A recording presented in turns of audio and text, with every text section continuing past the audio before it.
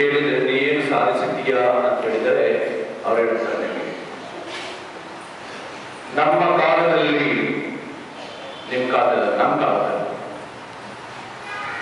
Internet ಅನ್ನೋದು ಗೊತ್ತಾ ನಿಮಗೆ ಅಂತ ಕೇಳ್ತಾರೆ. ಈ ವಯಸ್ಸಾದ ಬಡಪಾಯಿ ತಂದೆ ತಾಯಿ ಹೇಳ್ತಾರೆ, ನಮ್ಮ ನಿಮ್ಮ ಕಾಲದಲ್ಲಿ ಇಂಟರ್ನೆಟ್ ಇದ್ದರೆ ನಮ್ಮ ಕಾಲದಲ್ಲಿ ಮಾಸ್ಕಿಟೋ ನೆಟ್ ಇತ್ತು ಅಂತ ಹೇಳ್ತಾರೆ. ಆಗ ಇವತ್ತು ಹೇಳ್ತಾರೆ, ನಾವು ಇಂಟರ್ನೆಟ್ ಅಪ್ಲೋಡ್ ಮಾಡ್ತೀವಿ, ಡೌನ್ಲೋಡ್ ಮಾಡ್ತೀವಿ ಅಂತ ಹೇಳ್ತಾರೆ. ಆ ಬಡಪಾಯಿ ಹೇಳ್ತಾರೆ, ನಾವು ಸಾಯಂಕಾಲ ಆದರೆ ನಮ್ಮ ಮಕ್ಕಳನ್ನ ಡೌನ್ಲೋಡ್ ಮಾಡ್ತೀವಿ, ಬೆಳಗ್ಗೆ ಆದರೆ ಬೆಳಗ್ಗೆ ಆದರೆ ಅಪ್ಲೋಡ್ ಮಾಡ್ತೀವಿ ಅಂತ ಹೇಳ್ತಾರೆ ತಂದೆ ತಾಯಿ. ಆ ಯುವಕ ಇವತ್ತು ಹೇಳ್ತಾರೆ, ನಮ್ಮ ಕಾಲದಲ್ಲಿ ಫೇಸ್ಬುಕ್ ಅನ್ನೋದಿದೆ, ನಿಮ್ಮ ಕಾಲದಲ್ಲಿ ಅಂತ ಹೇಳ್ತಾರೆ. ನಮ್ಮ ಕಾಲದಲ್ಲಿ ಫೇಸ್ಬುಕ್ ಅನ್ನೋದಿರಲಿಲ್ಲ, ನೋಟ್ಬುಕ್ ಅನ್ನೋದೊಂದಿದೆ. ಅದೇ ವಿಧದಲ್ಲಿ ಯುವಕರಿಗೆ ಈಗ notepad, iPad, tablet, upload, ಇಪ್ಲೋಡ್, ಸೋ ಮೆನಿ ಬಿಗ್ ಟಾಸ್ಕ್.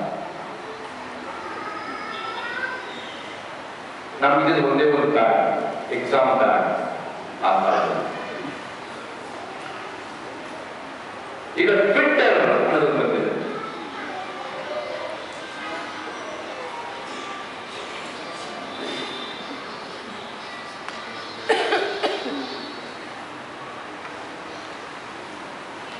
ಇದು ಒಂದು ಟೆಕ್ನಾಲಜಿ ಇದೆ.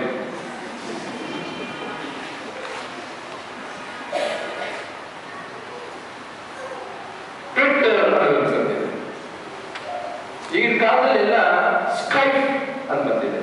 ನಾನು ವೈಫ್ ಕೇಳಿದ್ದೆ, ಸ್ಕೈಪ್ ಅಂತ ಬಂದ್ಬಿಟ್ಟಿದೆ. ಈಗ ಇಮೇಲ್, ಜಿಮೇಲ್, ಹಾಟ್ಮೇಲ್ ಎಲ್ಲ ಮೇಲ್ ಬಂದಿದೆ. ಈಗ ಸೇವ್ ಮಾಡಿ, ಆಫ್ ಮಾಡಿ,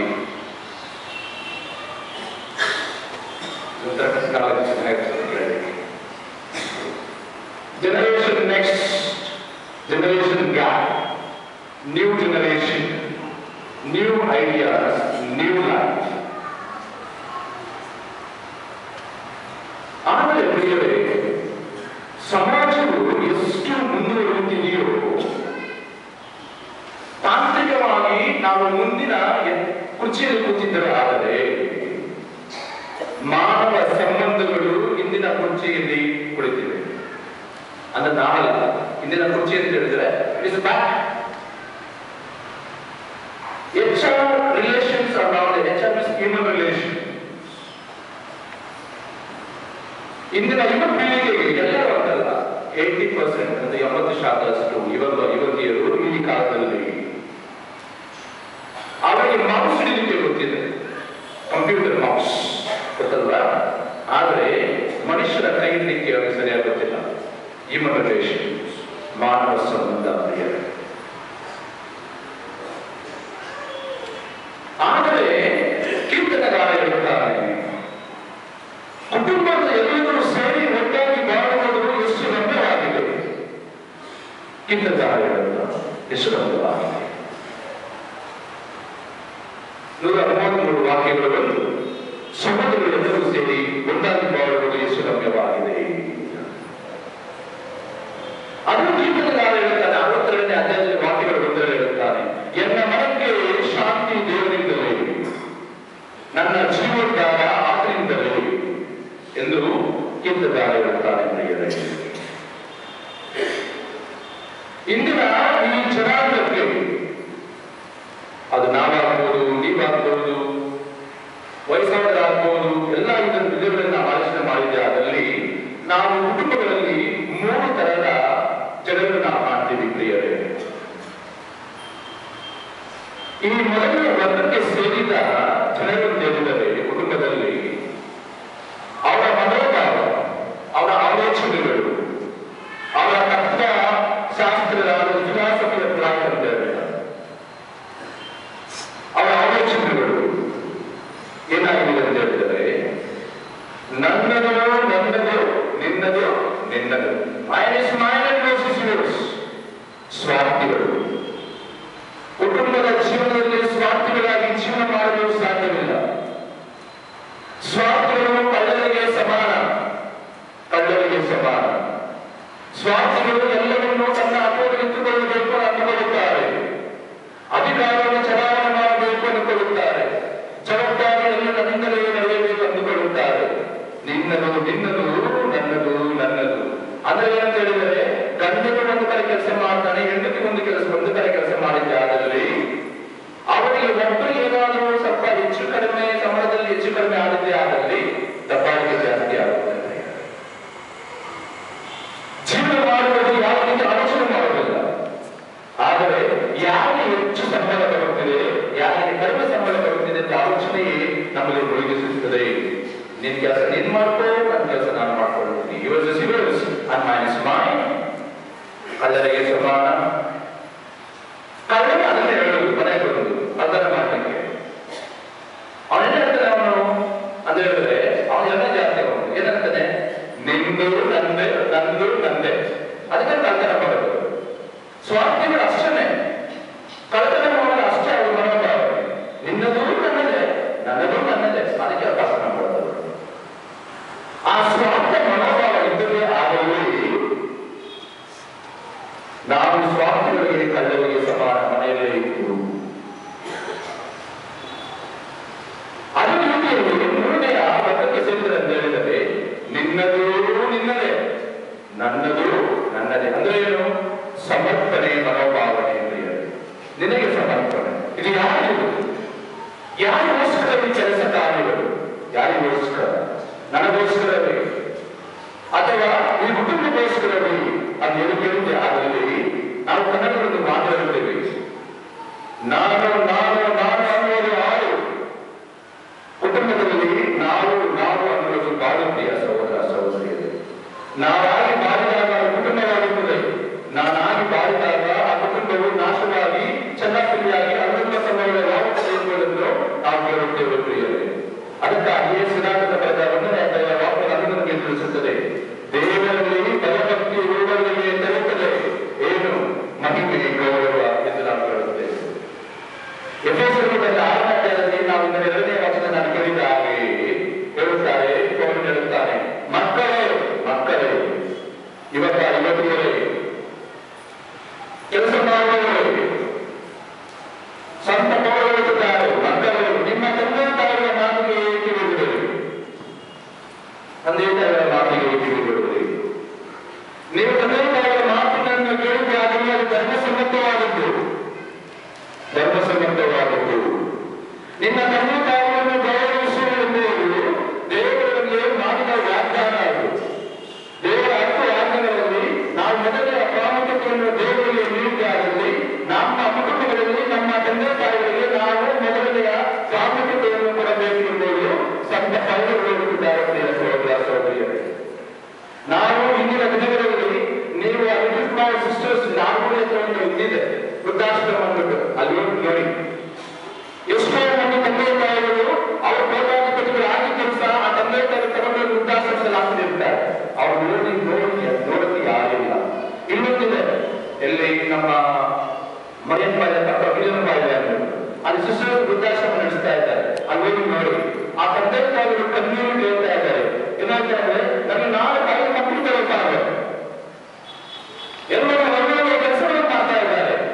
ಆದರೆ ಎಲ್ಲರೂ ಅಪಾರ್ಟ್ಮೆಂಟ್ಸ್ ಇದ್ದಾರೆ. ನಾನಾದ್ರೂ ಬರಪಾಗಿ ಈ ಮನೆಯಲ್ಲಿ ಬಿದ್ದಿದ್ದೀನಿ, ಬಂದು ನೋಡಲು ಯಾರಿಲ್ಲಪ್ಪ. ಎಷ್ಟು ಅನ್ಯಾಯ, ಎಷ್ಟು ಅನ್ಯಾಯ. ಆ ತಂದೆ ತಾಯಿಗಳಿಗೆ ಜನ್ಮವನ್ನು ನೀಡಲಿಲ್ಲರು. ಆ ತಂದೆ ತಾಯಿಗಳು ನಮಗೆ ಕೆಲಸಗಳನ್ನು ಮಾಡಿ, ಕಾರ್ಯವನ್ನು ಮಾಡಿ, ಅವರ ಪ್ರಾಣವನ್ನು ಅಪೇಕ್ಷೆ ಇಟ್ಟುಕೊಂಡು ನಮ್ಮ ವಿದ್ಯಾಭ್ಯಾಸಕ್ಕಾಗಿ ಆ ನಮ್ಮ ತಂದೆ ತಾಯಿ ನಮಗೋಸ್ಕರ ಕಷ್ಟಪಡಲಿಲ್ಲರು. ಆ ತಂದೆ ತಾಯಿಗಳು ನಮಗೋಸ್ಕರ ಅವರ ಆಸ್ತಿ ಪಾಸ್ತಿಗಳನ್ನು ಮಾಡಿ ಉನ್ನತ ವಿದ್ಯಾಭ್ಯಾಸಕ್ಕಾಗಿ ನಮ್ಮನ್ನು ಮುಂದೆ ನಡೆಸಲಿಲ್ಲವೇ ಪ್ರಿಯರೇ? ನಡೆಸಿದ್ದಾರೆ. ಆ ತಂದೆ ತಾಯಿಗಳನ್ನು ಈ ದಿನ ನಾವು ತೆಗೆದುಕೊಂಡು ಹೋಗಿ ವೃದ್ಧಾಶ್ರಮ ಅಥವಾ ಅದು ಹಾಕ್ಬಿಟ್ರೆ ನಿಮಗೆ ಒಂದು ಕಾರ್ಯ ಬರುವುದು. ಇಂದು ನಮ್ಮ ತಂದೆ ತಾಯಿಗಳು ಅವರ ವಯಸ್ಸಾಗಿದೆ, ನಾವು ನಮಗೂ ವಯಸ್ಸಾಗುತ್ತೆ. ಆಗ ನಮ್ಮ ತಂದೆ ತಾಯಿಗಳಿಗೆ ಯಾವ ರೀತಿಯಲ್ಲಿ ನಾವು ಮಾಡುತ್ತೇವೋ ಅದೇ ರೀತಿಯಲ್ಲಿ ನಮ್ಮ ಮಕ್ಕಳು ನಮಗೆ ಮಾಡುತ್ತಾರೆ. ಮರೆಯಬಹುದು. ನಾವು ಮಾಡುವ ಪಾಪ, ನಾವು ಮಾಡುವ ನೆರಳು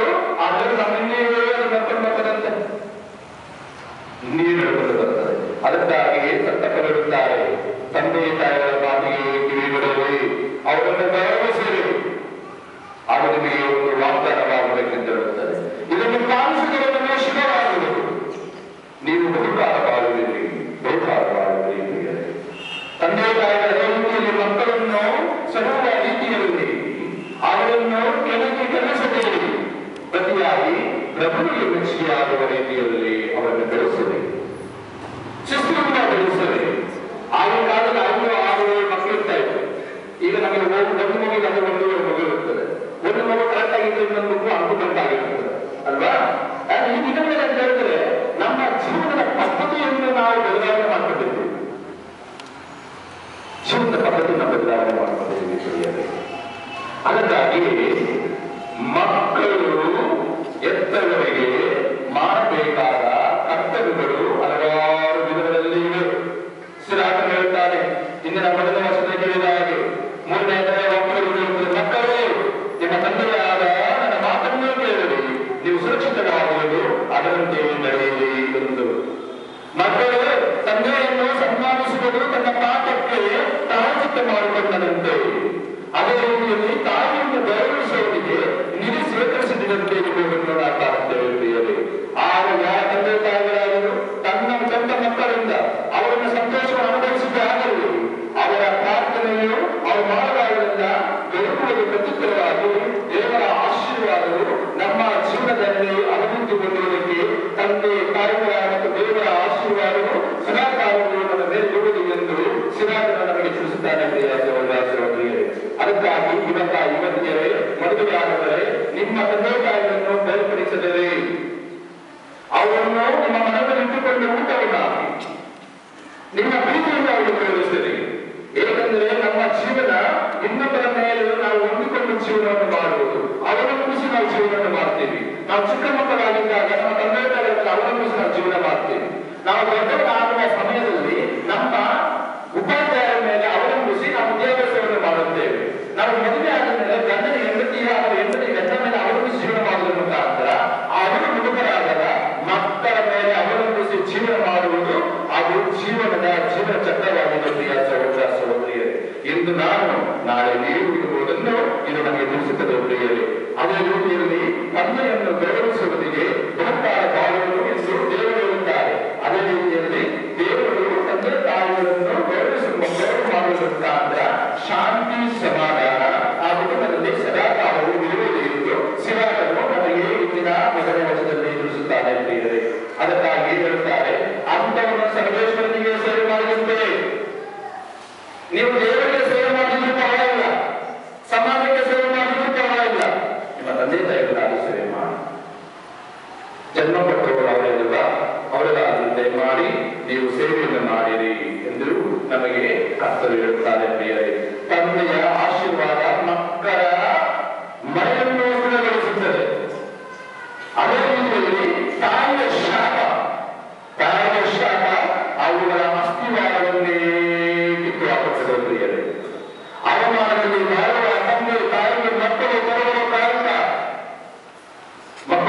ಪ್ರಾರಂಭ. ಅದೇ ರೀತಿಯಲ್ಲಿ ಮಗನೇ ನಿನ್ನ ಮುಪ್ಪಿನ ತಂದೆಗೆ ಸಹಾಯಕನಾಗಿರು, ಅವನು ಬದುಕಿರುವವರಿಗೆ ಅವರ ಮನಸ್ಸನ್ನು ನೋಯಿಸದೆ ನೋಡಿಕೊ ಎಂದು ಸಿರಾಕರು ತಿಳಿಸುತ್ತಾನೆ. ಅದೇ ರೀತಿಯಲ್ಲಿ ತಂದೆಯನ್ನು ಕೈಬಿಡುವವನು ದೇವರನ್ನು ದೂಷಿಸಿದಂತೆ, ತಾಯಿಗೆ ಕೋಪ ತಂದುಕೊಳ್ಳುವವನು ದೇವರಿಂದ ಶಾಪವನ್ನು ತಂದುಕೊಟ್ಟಂತೆ ಎನ್ನುವುದನ್ನು ಸಿರಾಕರು ತಿಳಿಸುತ್ತಾನೆ ಪ್ರಿಯರೇ. ಅದಕ್ಕಾಗಿ ಹೇಳುತ್ತಾರೆ, ಸಿರಾಕರು ಹೇಳುತ್ತಾನೆ, ವಾಕ್ಯಗಳನ್ನು ತಿಳಿಸುತ್ತದೆ, ಪ್ರೀತಿ ಪಾತ್ರನಾಗಿರುವ ಸತಿಗರಿಗೆ ನಿನ್ನ ತಲೆಯನ್ನು ಬಾಗಿಸು ನಿನ್ನ ಹಿರಿಯರಿಗೆ ಎಂದು ಸಿರಾಕರು ನಮಗೆ ತಿಳಿಸುತ್ತಾರೆ ಪ್ರಿಯರೇ. ಎಷ್ಟು ಮಂದಿ ಈಗಿನ ಕಾಲದಲ್ಲಿ ನಾವು ನಮ್ಮ ತಂದೆ ತಾಯಿಗಳಿಗೆ ಹಿರಿಯರಿಗೆ ನಮ್ಮ ಗೌರವವನ್ನು ಸೂಚಿಸ್ತೀವಿ ನಾವು. ಅದಕ್ಕಾಗಿ ನಮಗೆ ಎಲ್ಲವೂ ಇದೆ. ಮ್ಯಾರೇಜ್ ಬ್ಯೂರೋ ಹೋಗಿ ಆರ್ಟಿಫಿಷಿಯಲ್ ಅವರಿಗೆ ಮ್ಯಾರೇಜ್ ಬ್ಯೂರೋ ಹೋಗಿ ನೋಡಿ, 1 ತಿಂಗಳಿಂದ ಮದುವೆ ಆದವರು ವಿಚ್ಛೇದನ ಕೇಳ್ತಾ ಇದ್ದಾರೆ. 6 ತಿಂಗಳಿಂದ ಮದುವೆ ಆದ ವಿಚ್ಛೇದನ ಕೇಳ್ತಾ ಇದ್ದಾರೆ. ಇವರು ವಿದ್ಯಾಭ್ಯಾಸವಿಲ್ಲದೆ, ಜ್ಞಾನವಿಲ್ಲದೆ, ವಿಕಾಸವಿಲ್ಲದೆ, ಕೆಲಸವಿಲ್ಲದೆ, ಹಣವಿಲ್ಲದೆ, ಎಲ್ಲವೂ ಇದ್ದರು. ಆದರೆ ಜೀವನದಲ್ಲಿ ಯಾವ ರೀತಿಯಲ್ಲಿ ಜೀವನ ಮಾಡಬೇಕು ನಮಗೆ ಗೊತ್ತಿಲ್ಲ. ಯಾವ ರೀತಿಯಲ್ಲಿ ನಾವು ಮಕ್ಕಳನ್ನು ಅರ್ಥ ಮಾಡಿಕೊಂಡು ಜೀವನ ಮಾಡುವುದಕ್ಕೆ ನಮಗೆ ಗೊತ್ತಿಲ್ಲ. ಅದಕ್ಕಾಗಿ ಕನ್ನಡದಲ್ಲಿ ಮಾತು ಹೇಳ್ತಾರೆ, ಅರ್ಥ ಮಾಡಿಕೊಂಡು ಜೀವನ ಮಾಡಿದರೆ ಮನೆಯೇ ಸ್ವರ್ಗ, ಅರ್ಥವಿಲ್ಲದೆ ಜೀವನ ಮಾಡಿದರೆ ಆ ಮನೆಯೇ ನಮಗೆ ನರಕವಾಗುತ್ತದೆ ಎಂದು ದೊಡ್ಡವರು ಹೇಳಿದ ಮಾತನ್ನು ಇಲ್ಲಿ ನಾನು ಪುನರಾವರ್ತಿಸ್ತಾ ಇದ್ದೇನೆ. ಪ್ರಿಯ ಸಹೋದರ ಸಹೋದರಿಯರೇ, ತಂದೆ ತಾಯಿಗಳೇ, ನಿಮಗೆ ಮಕ್ಕಳಿದ್ದಾರೆ, ಶಿಕ್ಷಣ ನೀಡುವವರಿಗೆ ಅವರನ್ನು ಸ್ವಾಧೀನದಲ್ಲಿ ಇಟ್ಟುಕೊಂಡು ಎಲ್ಲಿಂದ ಬಾಲ್ಯದಿಂದಲೇ ಬಾಲ್ಯದಿಂದಲೇ ಶಿಸ್ತುಗಳನ್ನು ಒಂದು ಮಗ ಎರಡು ಮಗ ಆಗ್ಬೋದು, ನಾಲ್ಕು ಮಕ್ಕಳಾಗಿದ್ದ ಶಿಸ್ತನ್ನು ಪರಿಪಾಲಿಸಬೇಕು ಮಕ್ಕಳು ಈ ದಿನಗಳಲ್ಲಿ. ಇಲ್ಲವಾದರೆ ಇಂದು ನೀವು ತೋರುವ ಪ್ರೀತಿ ವಾತ್ಸಲ್ಯ ಮಕ್ಕಳಿಗೆ ನಾಳೆ ನಿಮಗೆ ಅದು ಬೇರೆ ರೀತಿಯಲ್ಲಿ ತಿರುಗೇಟು ಬರುತ್ತದೆ. ಪ್ರಿಯರೇ, ಮಕ್ಕಳು ಶಿಸ್ತಿನಲ್ಲಿ ಬೆಳೆಯಬೇಕು. ಶಿಸ್ತಿನಲ್ಲಿ ಬೆಳೆದಾಗ ಮಾತ್ರ ಅವರು ಸಹ ಒಳ್ಳೆ ರೀತಿಯಲ್ಲಿ ಬೆಳೆಯುತ್ತಾರೆ. ನೆನೆಯೂ ಸಹ ಸಚಿನ್ ತೆಂಡೂಲ್ಕರ್ ವಿದಾಯ ಹೇಳಿದ್ದಾರೆ. ಆಗ ಮೊದಲೇ ಒಂದೇ ಒಂದು ಮಾತುಕತೆ ಹೇಳಿದ್ದಾರೆ, ನಾನು ಈ ದಿನದಲ್ಲಿ ಇಂಥ ಒಂದು ಸ್ಥಾನದಲ್ಲಿದ್ದೇನೆ ಅಂತ ಹೇಳಿದರೆ ನನ್ನ ತಂದೆ ನಾನು ಚಿಕ್ಕವನಿರಬೇಕಾದರೆ ನೀವು ಏನಾದರೂ ಆಗ ಜೀವನದಲ್ಲಿ ಒಳ್ಳೆಯ ನಾನು ಜೀವನ ಮಾಡು ಎಂದು ಹೇಳಿದಾಗ ಆ ವಾಕ್ಯಗಳು ಅವರಲ್ಲಿ ಇನ್ನೂ ಅವರು ನೆನೆಸಿಕೊಂಡು ಅದೇ ಜೀವನವನ್ನು ಅವರು ಮಾತಾಡಿದ ಎಂದು ನಿನ್ನೆ ಅವರ ಮುಖಾಂತರ ಅವರ ತಂದೆಯನ್ನು ಅವರು ನೆನೆಸಿಕೊಳ್ತಾ ಇದ್ದಾರೆ. ನಾವೆಷ್ಟು ಜನ ಈ ದಿನಗಳಲ್ಲಿ ನಮ್ಮ ತಂದೆ ತಾಯಿಯನ್ನು ನಾವು ನೆನೆಸಿಕೊಳ್ಳುತ್ತೇವೆ ಎಂಬುದನ್ನು ನಾವು ಕೇಳಬೇಕು. ಯುವತಿಯರೇ, ಪೂರ್ವಕವಾಗಿ ತಂದೆಯನ್ನು ಸನ್ಮಾನಿಸು, ತಾಯಿಯನ್ನು ಮರೆಯಬೇಡಿ. ನೆನಪಿರಲಿ, ನಿಮಗೆ ಜನ್ಮ ತಾಳಿದ್ದು, ನಿಮಗೆ ಜನ್ಮ ನೀಡಿದ್ದು ಅವರಿಂದಲೇ ಆಗಬೇಡಿ. ಇದು ನಾನು ಹೇಳುವ ಮಾತ್ರ ಇಲ್ಲ. ಶ್ರೀರಾಮನ ಪರದ 7ನೇ ಅಧ್ಯಾಯ ವಾಕ್ಯ 27 ಇರುತ್ತದೆ. ನೆನಪಿರಲಿ, ನೀವು ಜನ್ಮ ತಾಳಿದ್ದು ಅವರಿಂದಲೇ ಅಲ್ಲವೇ. ನಿಮಗೆ ಅವರು ಮಾಡಿದ ಪ್ರತಿಯಾಗಿ ನೀವು ಏನನ್ನು ಕೊಡಬಲ್ಲೆ ಎಂಬುದು ನಾವು ಹೇಳ್ತಾ ಇದ್ದೇವೆ. ಪ್ರಿಯರೇ, ಶ್ರೀರಾಮ ಹೇಳ್ತಾ ಇದ್ದಾನೆ, ತನ್ನ ಮಗನನ್ನು ಮುದ್ದಿಸುವವರನ್ನು, ಅವರ ಗಾಯಗಳನ್ನು ಕಟ್ಟುವವರನ್ನು, ಪಳಗಿಸಿದ ಕುದುರೆಯನ್ನು ಚಂಡಿಯಾಗುವುದು, ಮನವನಂತೆ ಸುಳಿದು ಮನ ಬಿಟ್ಟಾಗ ಮಗನು ಹಠಮಾರಿಯಾಗುತ್ತಾನಂತೆ. ಮುದ್ದಿಸಿದರೆ ನರನಿಂದ, ಇದು ಕೂಡ ನನ್ನ ವಾಕ್ಯ ಅಲ್ಲ, ಶ್ರೀರಾಮನ ಬರೆದ ವಾಕ್ಯ ಇದು. ಹಠಮಾರಿಯಾಗುತ್ತಾನಂತೆ ಹೆಚ್ಚಾಗಿ ಮುದ್ದಿಸಿದರೆ. ಅದೇ ರೀತಿಯಲ್ಲಿ ಮುದ್ದಿಸಿ ಮಗುವನ್ನು ಬೆಳೆಸಿದರೆ ಅವನಿಂದ ನಿನಗೆ ಕಂಟಕವಾಗುವುದು, ಅವನಿಗೆ ಸರಾಸವಾಗಿದ್ದರೆ ಮುಂದೆ ನಿನಗೆ ಸಂಕಟವಾಗುವುದು. ಶ್ರೀರಾಮ ನಿಮಗೆ ನಿನ್ನ ಮಗನನ್ನು ಶಿಕ್ಷಿಸು, ಕಟ್ಟುನಿಟ್ಟಾಗಿ ನಡೆಸು, ಆಗ ನಿನಗೆ ಶೋಕ ತರಲು ಅವನ ಬಾಳು ಎಂದು ನಮಗೆ ತಿಳಿಸುತ್ತದೆ. ಪ್ರಿಯರೇ, ಸಂತ ಪೇತ್ರರು ಒಳ್ಳೆಯ ರೀತಿಯಲ್ಲಿ ಹೇಳ್ತಾರೆ, ಯುವಜನರೇ, ನೀವು ಹಿರಿಯರಿಗೆ ವಿಧೇಯರಾಗಿ ನಡೆದುಕೊಳ್ಳಿ, ನೀವೆಲ್ಲರೂ ದೀನ ಮನೋಭಾವನೆಯನ್ನು ಬೆಳೆಸಿಕೊಂಡು ಒಬ್ಬರಿಗೊಬ್ಬರು ಸೇವೆ ಮಾಡಿ ಕರ್ಮಿಷ್ಠರನ್ನು ವಿರೋಧಿಸುತ್ತಾರೆ. ನಮ್ಮಲ್ಲಿಗಾದರೂ ದೇವರು ದಯ ತೋರುತ್ತಾರೆ ಎಂಬುದನ್ನು ನಾವು ಈ ದಿನ ಈ ವಾಕ್ಯದ ಮುಖಾಂತರ ತಿಳಿದುಕೊಳ್ಳುತ್ತೇವೆ. ಪ್ರಿಯರೇ, ಎಲ್ಲ ಯುವತಿಯರಿಗೆ, ಕೆಲಸ ಮಾಡುವವರಿಗೆ, ಶಕ್ತಿಯುತ ಉಳಿದವರಿಗೆ, ಗಟ್ಟಿಮುಟ್ಟಾಗಿರುವವರಿಗೆ, ನಿಮ್ಮ ತಂದೆ ತಾಯಿಗಳಿಗೆ ಏನಾದರೂ ವಯಸ್ಸಾಗಿದ್ರೆ ದಯಮಾಡಿ ಎಲ್ಲಾದ್ರೂ ಬಿಟ್ಬಿಟ್ಟಿದ್ರೆ ಕರ್ಕೊಂಡು ಬನ್ನಿ ವಾಪಸ್ ಬನ್ನಿ. ಮನೆಗಳು ಸ್ವಲ್ಪ ಊಟ ಹಾಕಿದ್ರೆ ನೀವೇನಾದರೆ ದೇವರ ಆಶೀರ್ವಾದದ ಮೇಲೆ ಖಂಡಿತವಾಗಿರುತ್ತದೆ ಎಂದು ನಾವು ಹೇಳ್ತೀವಿ. ಇಷ್ಟೊಂದು ನಾನು ಯುವಕರಿಗೆ ಮಾತಾಡಿದೆ, ಈಗ ಕಳ್ಳರಿಗೆ ಹೆಂಡತಿಯರಿಗಾಗಿ ಮಾತಾಡೋಣ. ನಮಗೆ ಬೈಬಲ್ ತಿಳಿಸುತ್ತದೆ, ಗಂಡ ಅನ್ಕೊಳ್ಳುತ್ತದೆ ನಾನೇ ಮುಖ್ಯ, ಎಲ್ಲ ನಾನೇ ಹೇಳ್ದಂಗೆ ನಡೀಬೇಕು. ಹೆಂಡತಿ ಸ್ವಲ್ಪ ಅಟಮಾರಿಯಾದ್ರೆ ಎಲ್ಲ ನನ್ನ ಅಕೌಂಟಲ್ಲೇ ಇರಬೇಕು, ನಾನು ಹೇಳ್ದಂಗೆ ನಡೀಬೇಕು. ಆದರೆ ಒಂದು ಗಾಳಿಪಟ ತಗೊಂಡಾಗ ಆ ಗಾಳಿಪಟಕ್ಕೆ ದಾರ ಬೇಕು, ಕಾಗದ ಬೇಕು, ಬೇಕು, ಅದಕ್ಕೊಂದು ದಾರ ಬೇಕು, ಕಡ್ಡಿ ಬೇಕು, ಗಾಳಿ ಬೇಕು, ಅದನ್ನು ಆಸಕ್ತಿ ಮನುಷ್ಯ ಬೇಕು. ಯಾರು ಮುಖ್ಯ ಈ ಗಾಳಿಪಟದಲ್ಲಿ? ಯಾರು ಮುಖ್ಯ ಈ ಗಾಳಿಪಟದಲ್ಲಿ? ಯಾರಾದ್ರೂ ಬಿಟ್ಬಿಡೋಣ, ತಾವು ಬಿಟ್ಬಿಡೋಣ, ಪ್ರಾಮುಖ್ಯತೆ ಗಾಳಿ ಕೊಟ್ಬಿಡೋಣ. ಯಾರು ಕೂಡ ಮುಖ್ಯ ಸ್ಥಾನ ಇದಕ್ಕೆ? ಯಾರು ಕೂಡ ಪ್ರಾಮುಖ್ಯತೆ ಇದರಲ್ಲಿ? ಸೂತ್ರ ಎಲ್ಲರಿಗೂ ಕೊಡಬೇಕು, ಎಲ್ಲರಿಗೂ ಕೊಡಬೇಕು. ಡಾಮಿನೇಟ್, ಇಬ್ರು ಡಾಮಿನೇಟ್ ಮಾಡಿ, ಇಬ್ರು ದಬ್ಬಾಳಿಕೆ ಮಾಡಿ, ಆದರೆ ಇಬ್ಬರು ಸಬ್ಮಿಟ್ ಮಾಡಬೇಕು. ಡಾಮಿನೇಟ್ ಮಾಡೋದಲ್ಲ, ಸಬ್ಮಿಟ್. ದಬ್ಬಾಳಿಕೆ ಮಾಡಿದ್ರು ಸಬ್ಮಿಟ್ ಅಂದ್ರೆ ಏನು? ಸಮರ್ಪಿಸಿ. ಅದೇ ರೀತಿಯಲ್ಲಿ ಮ್ಯಾನೇಜ್, ನಿರ್ವಹಿಸುವುದು ಕಲಿಯಬೇಕು. ದಬ್ಬಾಳಿಕೆ ಮಾಡಬೇಕು, ಇಬ್ಬರು ದಬ್ಬಾಳಿಕೆ ಮಾಡಿ, ಮ್ಯಾನೇಜ್, ಸಬ್ಮಿಟ್, ಸಮರ್ಪಿಸಿ. ಇದಿಲ್ಲದಿದ್ರೆ ತುಂಬಾ ಕಷ್ಟ ಆಗ್ತದೆ. ಏನು ಆಕ್ಷನ್ ಸ್ವೀಕರಣೆ ಮಾಡಿ, ಗಂಡನ ಹೆಂಡತಿಯನ್ನು ನಂಬಿಕೆಯನ್ನು ಇಡಬೇಕು. ಅದೇ ರೀತಿಯಲ್ಲಿ ಹೆಂಡತಿ ಗಂಡನ ಮೇಲೆ ನಂಬಿಕೆ ನೀಡಬೇಕು. ಬೆಲೆ ಕೇರ್, ಕನ್ನಡದಲ್ಲಿ ಕೇರ್, ಕಾಳಜಿ ವಹಿಸಬೇಕು. ಇಬ್ಬರು ಕಾಳಜಿ ವಹಿಸಬೇಕು, ಇಬ್ಬರು ಕಾಳಜಿ ವಹಿಸಬೇಕು. ಅದೇ ರೀತಿಯಲ್ಲಿ ಹೇಳೋದಾದ್ರೆ ದೇವರು ನಮಗೆ ಹೇಳ್ತಾ ಇದ್ದಾರೆ, ವಿಧೇಯತೆ ವಿಧೇಯತೆ, ಪ್ರೀತಿ ಪ್ರೀತಿ, ಗೌರವ ಗೌರವ. ನಿನ್ನ ಮದುವೆಯ ಜೀವನದ ಅಸ್ತಿವಾರ, ನಿನ್ನ ಮದುವೆಯ ಜೀವನದ ಅಸ್ತಿವಾರ. ಎಫೆಸರಿಗೆ ಬರೆದ 5ನೇ ಅಧ್ಯಾಯ ವಾಕ್ಯದಲ್ಲಿ ನಮಗೆ ತಿಳಿಸುತ್ತದೆ, ಮಹಿಳೆಯರೇ, ಎಲ್ಲ ಮಹಿಳೆಯರಿಗೆ, ಮದುವೆ ಆದವರಿಗೆ ಕೂಗಿ ಕಲಿತಾ ಇದ್ದೀನಿ ನಿಮಗೋಸ್ಕರ. ಮಹಿಳೆಯರೇ, ಮಹಿಳೆಯರು ನಿಮ್ಮ ಪತಿಗೆ ಆಗಿಯೇ ನಿಮ್ಮ ಪತಿಯರಿಗೆ ನೀವು ವಿಧೇಯರಾಗಿರಿ. ನೀವು ಏನನ್ನ ಆಗಲಿಲ್ಲ, ವಿಧೇಯರಾಗಿ ವಿಧೇಯತೆಯನ್ನು ತೋರಿಸಬೇಕು. ಆ ವಿಧೇಯತೆಯನ್ನು ತೋರಿಸಿದ್ರೆ ನಾವು ಅವರಿಗೆ ಎಂಬತ್ತೇಳು ಅಲ್ಲ, ವಿಧೇಯತೆಯನ್ನು ತೋರಿಸಬೇಕು. ಅದೇ ರೀತಿಯಲ್ಲಿ